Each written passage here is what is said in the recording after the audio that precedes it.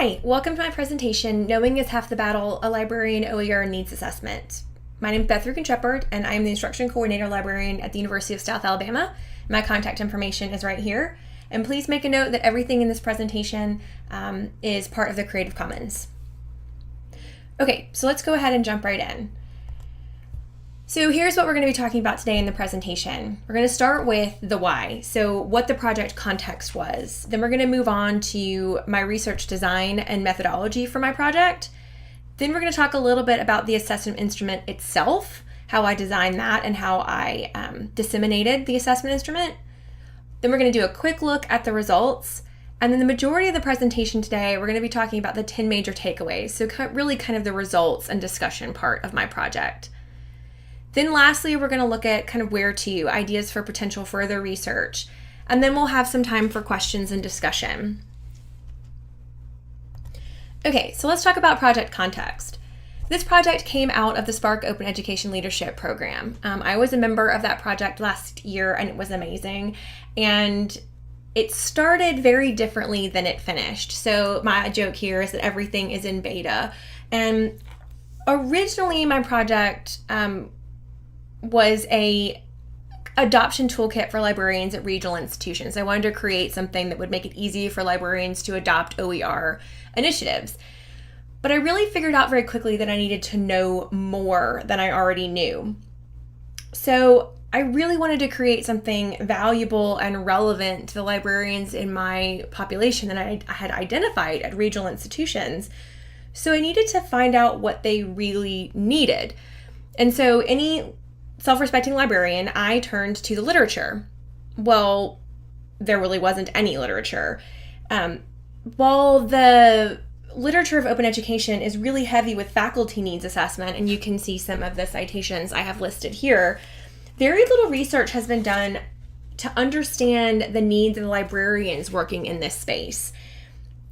As a community, we've spent so much time and been so preoccupied with making our case to faculty, university administrators, state legislatures, and students that we really neglected to ask the people who work on the front lines of open education how they feel or what kinds of support or education they need. Or at least the neglect is documented in the lack of scholarship on the topic. So I thought, okay, we'll start there. We'll actually conduct a needs assessment of these people. And originally my plan was to conduct a needs assessment of librarians just working at regional institutions. But very quickly I realized that had two issues. One, disseminating that information or the assessment instrument to those librarians was tricky. And then secondly, I thought, well, why don't I make a mistake in limiting that research scope? So instead, I thought, okay, I'll design a needs assessment for all librarians, and I'll build in ways that will ultimately allow me to drill down based on Carnegie classification, for example. And we'll talk a little bit more about that when we get into the actual assessment instrument itself. So that's kind of where the project started. And it continued to evolve throughout my entire capstone project. But ultimately, I ended up with designing this as my final research method or research project. So a little bit about my method and design. I kind of wanted to start working backwards from what I wanted to know. So I really needed to determine my purpose. And so ultimately I decided that the purpose was to determine the extent of OER institutionally sponsored initiatives at institutions and determine the information, things like education and training and support, time, tangible resources, marketing materials, etc., that these librarians at these institutions without sponsored initiatives might need. So once I had defined the purpose, I needed to define my participants, and that was pretty easy. I identified my participants as librarians, library staff, and I also decided to include library deans and directors, as I wanted kind of a maybe larger institutional focus for some questions. And this actually ended up being pretty interesting later on. Like any good person designing a research project, my next questions, I needed to figure out what my research questions were. So I wanted to know, what is the status of an institutionally sponsored OER program at your institution? What is the participants' knowledge of open education and OER? What might be the barriers of implementation? And how might these barriers be unique to your particular population, meaning librarians? What are the participants' perceptions and attitudes as related to OER? And lastly, what are librarians' desired forms of support? My method was pretty simplistic. I decided to do a survey via questionnaire, and we'll talk a little bit more about the instrument in a second. I also needed to get IRB approval from my institution to do any kind of later publishing. And then a little bit about the dissemination. So I decided that the easiest way to probably disseminate this would be through listservs and on Twitter. And I'm really glad that I did, because this happened right about the time that we all went remote thanks to COVID-19. So the dissemination was a little tricky, and I'm not really sure what kind of ultimate response or what kind of impact COVID-19 had on my overall response, but we'll talk a little bit about that in a second.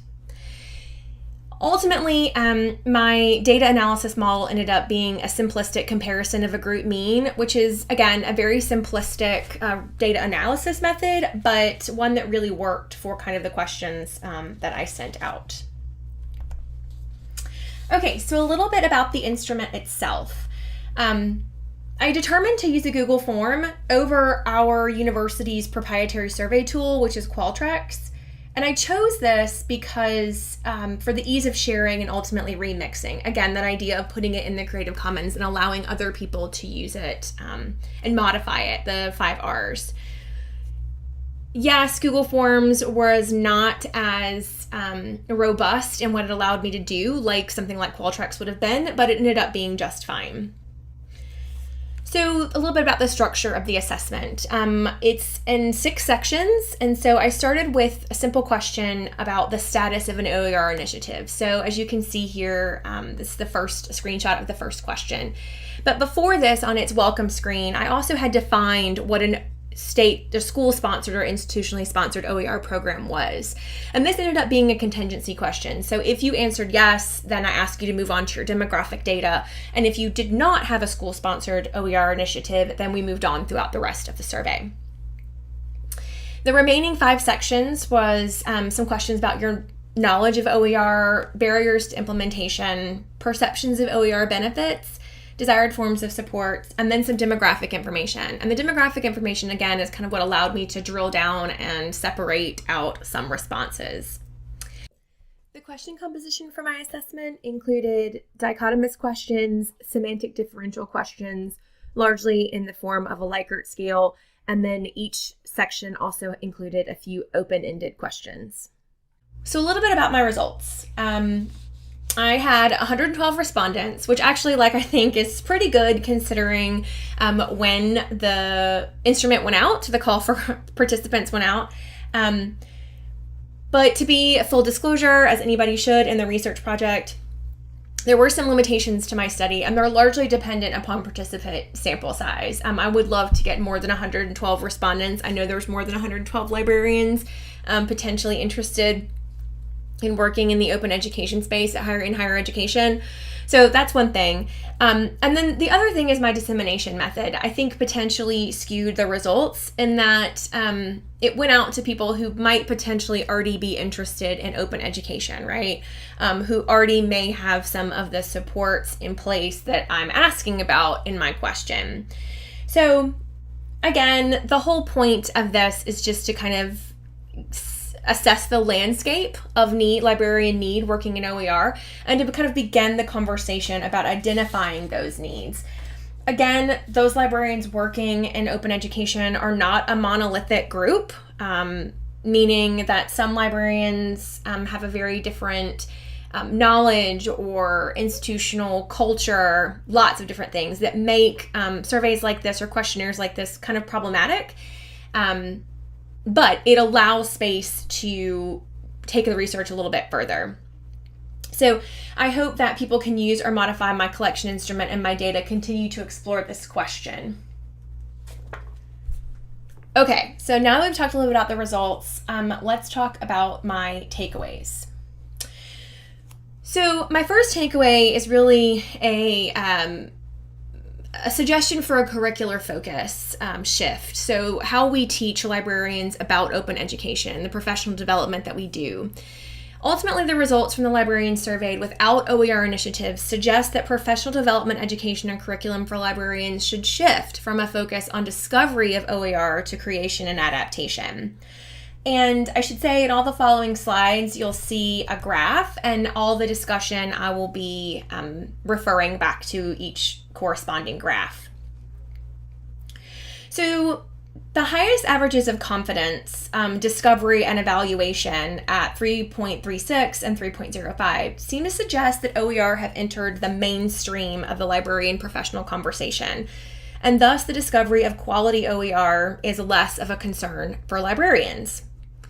This might be related to the proliferation of large-scale OER repositories, things like Merlot and OpenStax, who make the discovery of OER resources really simple.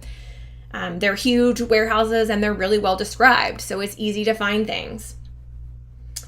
The lowest averages of confidence, creation and adaptation at 2.55 and 2.64, seem to suggest that the current state of OER education and professional development for librarians has outgrown its curriculum.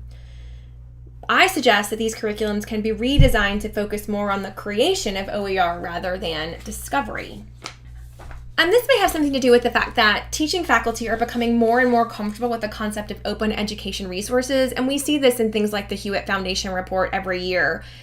So maybe librarians are being called on more and more to help with creation rather than simply discovery. And this mirrors my own personal experience.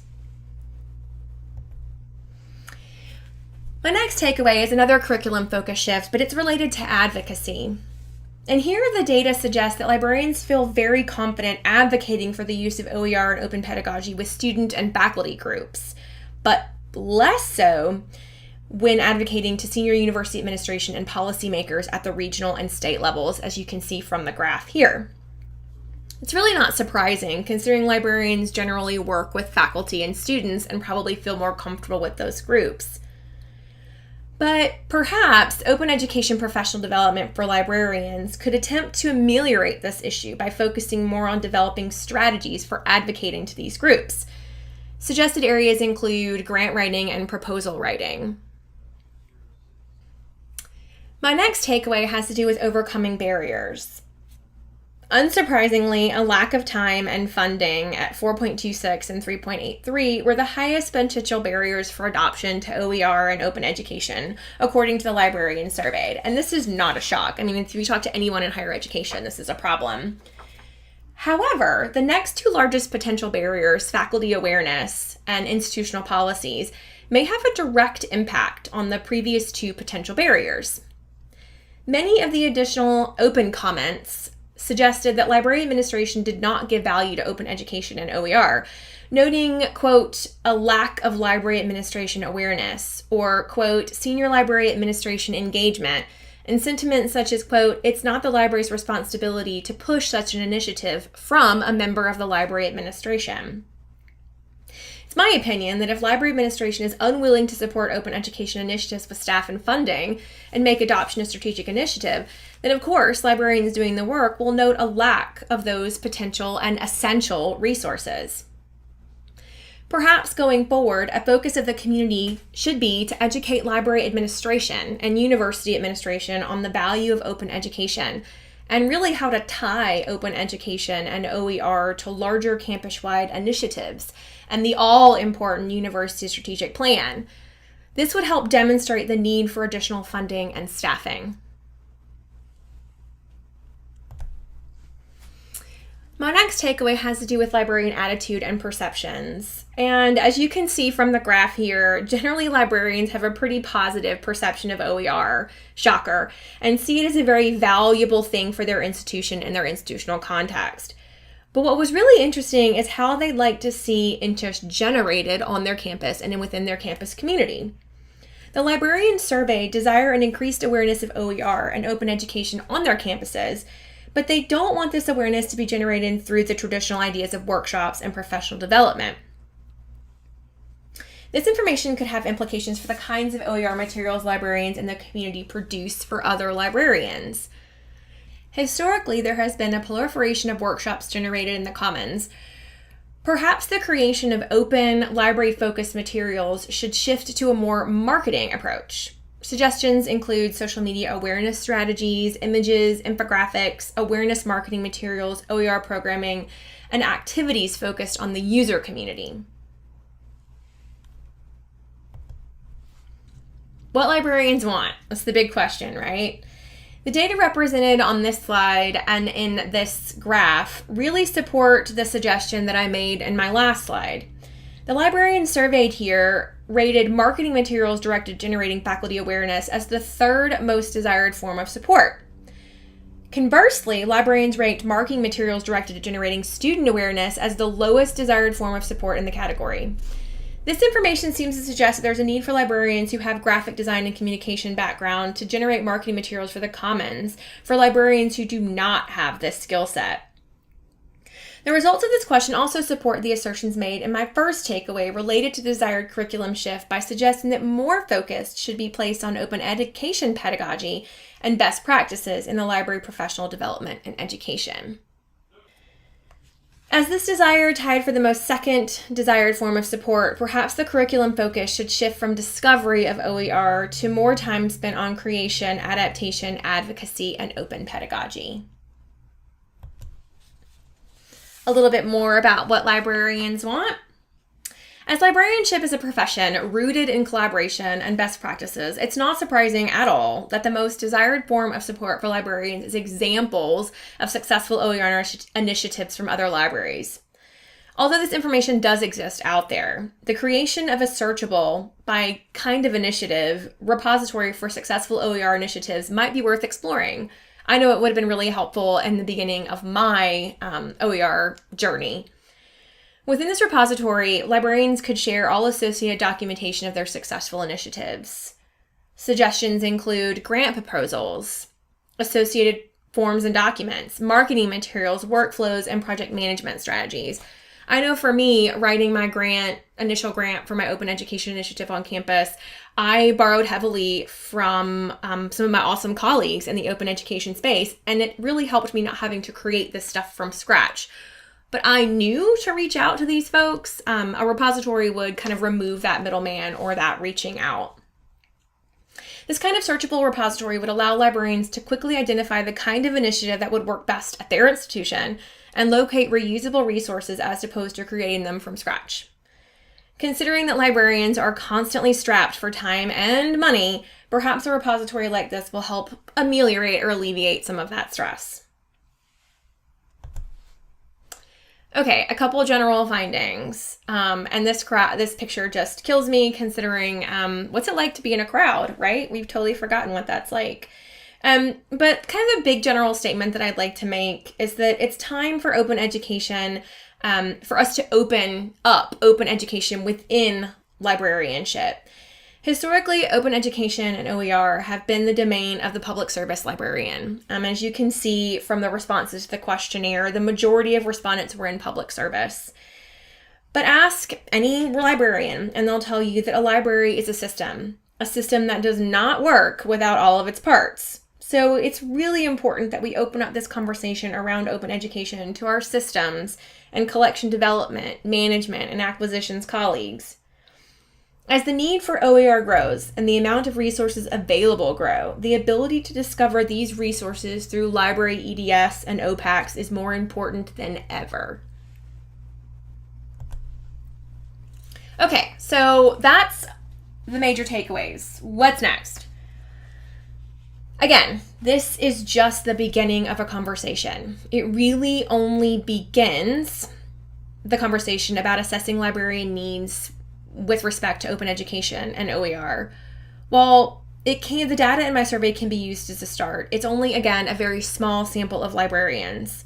Like I mentioned before, the limitations of the study, largely the size of participants and the method of participant solicitation, really already have the potential to skew the results and give a very, very limited picture of the landscape. But because there is such an existing lack of librarian needs assessment in the open education space, there's so much more room for data gathering to provide us a better picture of librarian needs, particularly in the areas of education and professional development. While my project took a shotgun approach needs assessment, my hope is that people will take my survey instrument, distribute it to smaller, more select, and potentially homogenous populations. And I'm thinking things along the lines of school Carnegie classifications, service populations, regions, etc., and fill in a little bit of the blanks that are out there.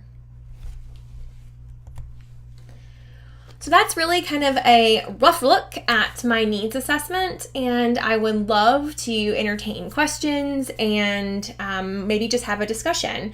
So I really hope this presentation accomplished its goal of getting that conversation started. And if you'd like to reach out to chat, ask questions, or suggest further areas for research, I'm hanging out in a Google Chat meeting room right now. So you can either type that URL into your search box, or you can find the link in the video description below. Thanks, guys.